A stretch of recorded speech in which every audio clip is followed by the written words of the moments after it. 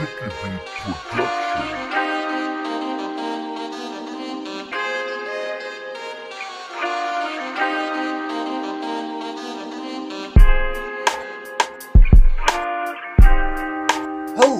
and welcome to another edition of C.G Radio, everybody. I am your host, Cable Guy. How is everybody today out there in Radio Land? I am well, as I hope you are. So, for today's show, we have Just Incredible on the horn waiting as a guest, yet again, to continue on to the interviews, because we just keep getting deeper and deeper and deeper into this. You know, be it his wrestling, his movie that he's making, or just his overall, knowledge of just life on the road, which he has quite a bit of insight, as I'm sure we've all heard. So, without further ado, the ECW original, Just Incredible. What's up, Just Incredible? What's going on? Not much. Well, thank you for joining us yet again. Oh, my pleasure, always. Okay, now, first of all, when we were talking back and forth this week, I talked about trying to do a whole show about your time in Mexico, but that you pretty much summed it up in one sentence, right? Right. Boring, nothing happened. Okay, so, also, what about your time in Wrestling Society X with MTV? What was that life like? Well, it was very much run like Lucha Underground is run. Okay. It was a television production. It a lot of backstage guys that really didn't know a lot about wrestling. Okay. So, unfortunately, it was never really, I'm going to explain it, never given the, the right wrestling feel to it. It really felt like you were on set of a show, not a wrestling program. So, very different. Okay. So, do you have any good stories about Danny Doring? Is he as outspoken in the locker room as he is on the U-Shoot interviews? Oh, absolutely. Danny's hilarious. I mean, he is truly one of the funny guys in the business. I mean, I can't even tell you the stuff he says. Oh, kind of unfiltered stuff. Oh, I believe it. It's in the U-Shoot interviews, he basically calls everybody dicks and hoes, and he's like, "I love you anyway, though." Yeah, he's great. He's a real talented wrestler too. Extremely underrated guy. But he was great in the ring. I loved his work. I loved working with him. We had great singles matches and tag matches. So, no real stories. I'd never really dealt with Danny too much outside the ring, but right. Good guy, good friend, funny guy. Right. I was surprised that they didn't try to pick him up in the invasion angle. He signed a deal, Mm-hmm. but they never ended up using him, so they let him go after a short time. Okay. Now, I also did some research, and turns out you were in the Juggalo Championship Wrestling. What was that like? What's it like working with the ICP? I've always heard different things about them. They're okay. They run it like pretty much like a concert, Okay. Okay. Excuse me. And it's okay, but a lot of confusion and not a lot of wrestling. And what I mean by that is not a lot of wrestling personnel, not a lot of places to get the information for bookings and finishes. So very disorganized, real backyard feel to it, real unprofessional. Okay. So and they didn't pay very good, so. Oh, they didn't pay. They didn't pay very good. Not at all. Oh, jeez. Yeah. Really, and they've gotten some pretty big names to wrestle for them, like the Steiners. Oh, they pay them. Oh, I get it. So, that being said, do you have any good stories of wrestlers' courts? Let me think. No, really, no. I mean, I had one that I remember that was, I forgot who it was, but it wasn't myself. I think it was this one young wrestler named Carl the Duke that came in for a tryout match, and basically he was found guilty. I forgot of what, something disrespectful, and something about, I think whoever he wrestled had to give him 20 or 30 of the hardest chops inside the ring in that match that night. So there was a sellout at the curtain. All the boys wanted to watch it, and it was phenomenal. I mean, good old-fashioned hazing, but that wouldn't stand in today's world. Right. Well, yeah. Going into speaking of like hazing and such, and people who probably like didn't really work out very well, Muhammad Hassan, do you think that was doomed from the start, or do you think they overreacted to what happened? Now, granted, Refresh me. What did happen? I'm not familiar. Muhammad Hassan is where they basically it was sort of like a reboot of the Iron Sheik in a way, but it was but they did it right at the time of the London bombings. And an interesting sort of side note to that is the day the London bombings happened, where I was actually supposed to be in London at that time, but the trip got canceled. Yeah, and I was like, that was where at that time. By the time I got there, and I was on the tubes to where I was going to my family's house. Yeah, so I wouldn't be sitting here talking to. Yeah, true. No kidding. Yeah, true story. You know, I ended up going a year later, and ironically, there was another bombing while I was there. So go figure. Oh. Yeah, it was in the other part of the city. You know, I only just heard about it on the news because you know how London's a big place, but. Yeah, no, but still, wow. But basically, what happened was it was like they did he was being discriminated against, and they kept booking him with all the top people. And then one day on SmackDown, the day of the bombings, because at the time it was being pre-taped still, they had basically Muhammad Hassan's goons, if you say, come out and start taking the garrote wire to the Undertaker. And then they they look like terrorists, basically, the guys you see beheading the people on the internet. And it was taken it was taken in very bad taste, and and ironically his last show was up here in Buffalo, where he took the last ride, and now the guy, he's a school teacher. Huh, looks like you might have won that one. Right. Yeah. So. But anyways. So. Yeah, no, I didn't know much about him. I know he looked good. He had a good look. Yeah. But that was he was kind of a flash in the pan. Right. So, who would you say was your best manager? Oh wow, Francine probably. Yeah. Definitely. Okay. Yeah. You got along the best with her? She was smart. I got along with all of them, but she was just super smart in the ring, outside the ring, and you had to get a lot of good heel heat. Mm-hmm. Okay. So here's a couple social media questions I got for you. Now the first one, and this one, I actually had to look up what this term was, and it's I knew what it was. I always use the term heel face, but the actual term is called tweener. Would you say the character of Justin Credible was more of a heel or a tweener? Definitely a heel. Definitely a heel. I would sometimes be cheered, but a tweener, in my opinion, is a guy who is, he does both good and bad things. So it could be considered a complex character. Like Randy Orton. Right. Sometimes he's in it for the wrong reasons. Right. Sometimes he's in it for the right.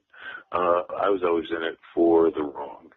Right. I was win at all costs, cheat to win, despicable actions.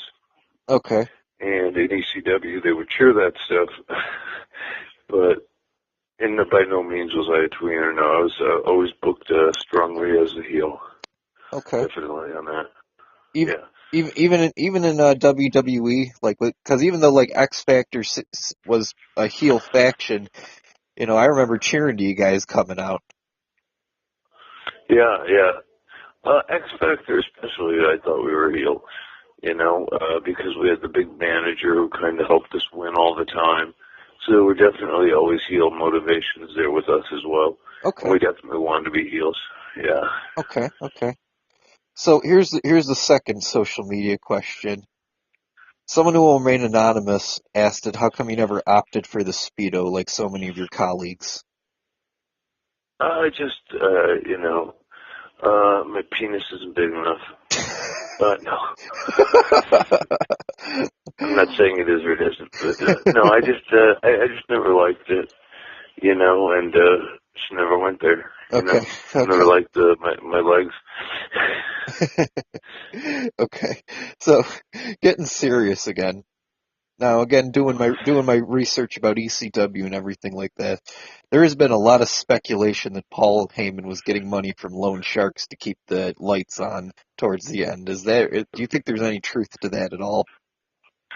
Oh, I know for a fact there is, yeah. Oh, he was? Yeah. I know for a fact he was, yeah. Yeah.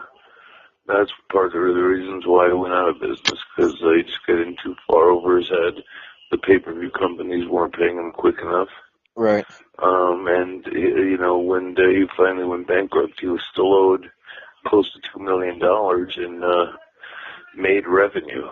Right. Already earned revenue, so that would have been plenty to keep the company going for a while, but unfortunately they made you wait almost back then, in those days, half a year for that payoff, and it took a long time for the turnover to happen, and Paul's hefty salaries trying to compete with WCW and WWF was just too great. And like I said on the show before, we had big crowds going into the demise of the last weekend of shows for ECW.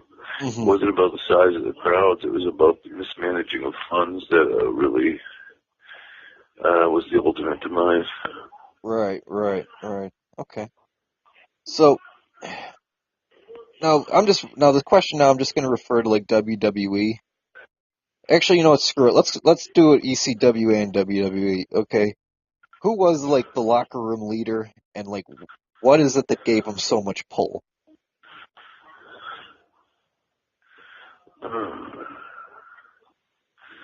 Well, I'm not sure. You mean about me or who in general? Like who in like for ECW and WWE? Oh, yeah. And who was it, and what is it that gave him so much pull? For WWE, it was always Undertaker. For several reasons. Everybody liked Mark. Top to bottom, everybody liked him. Get along with everybody, worked hard. And he really paid his dues, Okay. And he had a very special gimmick. Anybody that worked with him made money, so he was definitely one of those guys. Right. Okay. And who else would there be? I don't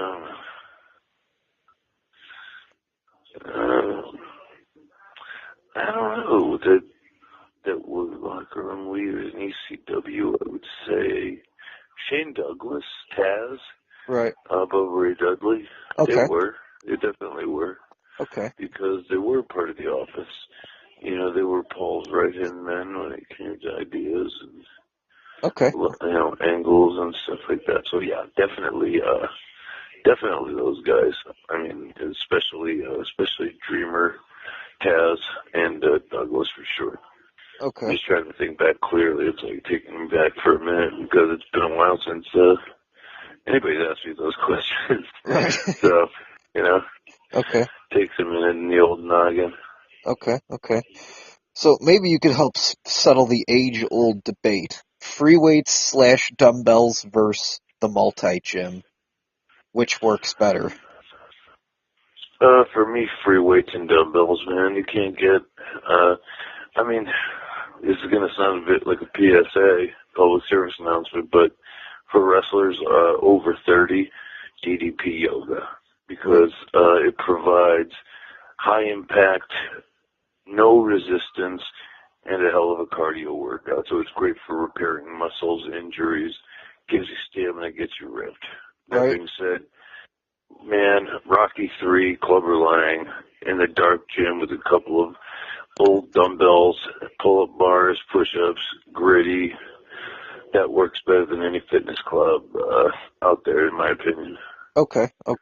I agree with you. I'm a free weight guy myself, so. Yeah. It's all you need, right? You don't need no fancy machine to tell you how much you're doing and how fast you're doing it. You could, your body will let you know. Right. It'll let you know real quick, Plus, I also have this theory that with multi-gyms, you're not really lifting the amount of weight that you're actually that they say you're lifting. That's just my own opinion right there, but it just never seems the Pretty much. same. Yeah. Yeah, pretty much. Pretty much is what it is. But I'm sure it does have its niche in the fitness community because it's a lot less of an intimidating place Right. to go and work out. But for the all in all, I would say stick with the hardcore gyms. Right. So, let's say you're on the road with the clique, okay? All the guys you manage to just squeeze into the car together, and you stop at like Yeah. Applebee's. Who could put away the most food? Oh man, Kevin Nash. That man could eat for hours. I mean, that guy would eat 2 entrees. I mean, brother could eat. Scott could eat, but he was cheap. Yeah. I shouldn't say that. But he certainly was. He was very cheap. And he'd wait for the young boys to always get their wallets and pay. But he was pretty fair. I must say he was good about it. Nice. So, Well, Scott, even yeah.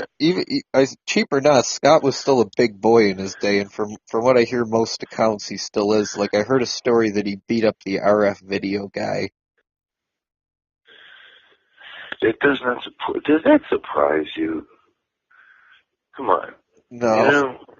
It Well, should not surprise anybody. but I don't know. By some accounts, there might have been some pestering on both sides, and and it's Oh like, yeah, once you start going at Scott, he's gonna make your life a living hell. And he'll just be belligerent and just rip you to shreds. So yeah, Scott's not one of those guys. He's no patience. well, No patience. the only Yeah. the only question, and this is something I plan to like ask X-Pac, because I guess X-Pac was one of the people who broke it up. As Scott Hall was raining blows upon the RF video guy, did it ever occur to him there had to be a better way? No, absolutely not. I would actually love to see the videotape. I would love to see the videotape. I'm It, surprised somebody didn't do it. it, Yeah. well, it was like a situation where he should, I guess, well, if people could find online, he was doing something he probably shouldn't have done, that, Right. I've talked about with you off camera and everything like that, and it's like, he like my excuse is it was my first day on the job and I didn't know any better. Sure, of course. Right, How would you? Yeah. right, No doubt. But yeah, Scott's definitely one of those guys. right. So, do you have any encounters with Andre the Giant? I know you debuted like a little time after he left, I believe. Yeah, no, I didn't. I never. He wasn't alive when I got in, so never once met him. Never saw him in person. Never shook his hand. No, unfortunately, no. Okay. Which is, kind of a big shame because he was an idol. I think it Yeah, was at one point somebody's idol. He was so much larger than life. No pun intended. He was really cool. I right. love Andre. Love the Andre stories. Oh yeah, they are legendary. So, last but finally not least for the question for this episode, what are your experiences working with doing the U shoots with Sean Oliver's? I love those videos he puts up. Okay, a lot of them are pretty funny. Yeah, I think they're funny. I don't mind doing them. I'm actually scheduled to do one coming up in April, so that'll be interesting. But I'm going to totally, to protect the movie, just talk about stuff that has nothing to do with my life, so to speak. Just, because my movie is not a wrestling movie per se. It happens to be a movie about addiction and recovery. Right. And I also used to wrestle. Right. So I don't mind doing it. Right. Okay, And, it'll help me get it out there. Right. Well, that's cool that Sean's still doing the U shoots. I always search around looking for the new ones because some of the ones are just, I would never have the insights I do now without those videos. They're an excellent resource. Yes, that's what a lot of people say. A lot of people say so, and I'm going to be doing those Pro Wrestling 101 instructionals after I give you the information first, after I train you right. Right, young boy. Right. And, I'm actually looking forward to that, to coming out to Connecticut for you to train me and, Oh, I can't wait. Right. Yeah, man, it's going to be great. Oh, We're going to have a great summer, you and I. We're just getting started, Cable God. Right. All right, well, that's going to wrap it up for this episode, Justin. You know you're going to be on for next time. All right. And actually, you know what? I'm just going to come out and say it. We're going to be changing the format to the show where Justin is going to be the co-host from here on, and it will now no longer be awesome. It will no longer be CG Radio. It'll be Cable Incredible Radio. There you go. We got ourselves a hit, my friend. All right. Well, all right, guys. Have a good night, and check out. I always post these up on my Twitter feed at PJ Polaco and The Credible Doc. Also on Twitter, the official Credible Movie Twitter page, and go over to Facebook.com /Peter Polaco, and it'll have all these shows posted. So check them out. All right. Until next time. All right, my friend. Have a good night, and I will talk to you very soon. All right. Bye now. Later, everybody. All right, and there you have it, everybody. Just incredible. So yeah, that was a little surprise we were saving for the end of the show. The format will be changing from here on, where it will no longer be CG Radio, where the show will from now on be Cable Incredible Radio. A podcast about wrestling, life, and so much more. We will still have the guest format, and we have many great guests lined up for you. So I urge you just to stay tuned for Cable Incredible Radio. This is Cable Guy signing off. Let's be nice to each other out there.